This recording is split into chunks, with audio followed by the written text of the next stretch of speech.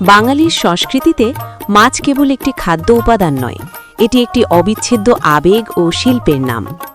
মাছ কাটার ঐতিহ্যগত পদ্ধতি, বিশেষ করে বটির ব্যবহার এবং নিপুণভাবে মাছের আঁশ ছাড়ানোর দক্ষতা বিশ্বের অনেক প্রান্তেই বিস্ময় ও কৌতুক সৃষ্টি করে।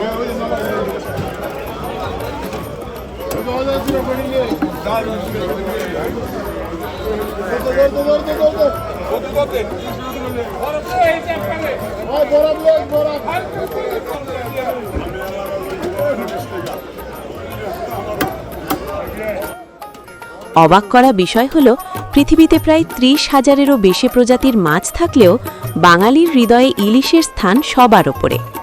এই ইলিশ কেবল স্বাদে অনন্য নয়, বরং এটি হৃদরোগের ঝুঁকি কমাতে অত্যন্ত কার্যকর ওমেগা-3 ফ্যাটি অ্যাসিডের এক সমৃদ্ধ উৎস। বিজ্ঞানীদের মতে মাছকে বলা হয় ব্রেইন ফুড, কারণ নিয়মিত মাছ খেলে মস্তিষ্কের কার্যক্ষমতা ও স্মৃতিশক্তি বৃদ্ধি পায়। তাই মাছে ভাতে বাঙালি প্রবাদটি কেবল খাবারের অভ্যাসের পরিচয় দেয় না, বরং এটি বাঙালির সুস্বাস্থ্য ও বুদ্ধিমত্তার এক প্রাচীন ঐতিহ্যের প্রতীক।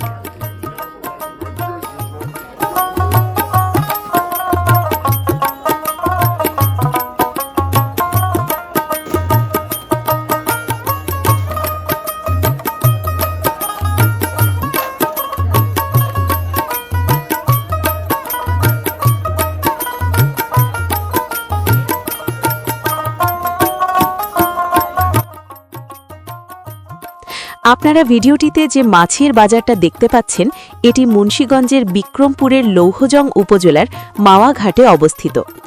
এটি বাংলাদেশের অন্যতম ঐতিহ্যবাহী এবং বৃহত্তম একটি মাছের আড়ত, যা মূলত পদ্মার টাটকা মাছের জন্য বিখ্যাত। এই আড়তে পদ্মার সুস্বাদু রূপালী ইলিশের পাশাপাশি বিশাল আকৃতির রুই, কাতল, বোয়াল, আইর, চিতল এবং পাঙ্গাস মাছ পাওয়া যায়। এছাড়াও এখানে নদীর তাজা চিংড়ি, বাচা, রিটা ও বেলিসহ বিভিন্ন পদের ছোট মাছের প্রচুর সরবরাহ থাকে। প্রতিদিন ভোরে এখানে জেলে ও পাইকারদের হাঁক ডাকে এক উৎসব মুখর পরিবেশ তৈরি হয়। ঢাকা থেকে মাওয়াঘাটে আসা এখন অত্যন্ত সহজ। রাজধানীর গুলিস্তান বা যাত্রাবাড়ি থেকে বিআরটিসি, ইলিশ বা বসুমতী পরিবহনের বাসে চড়ে সরাসরি এখানে আসা যায়। এছাড়া উত্তরা বা মিরপুর থেকেও সরাসরি বাস সার্ভিস রয়েছে।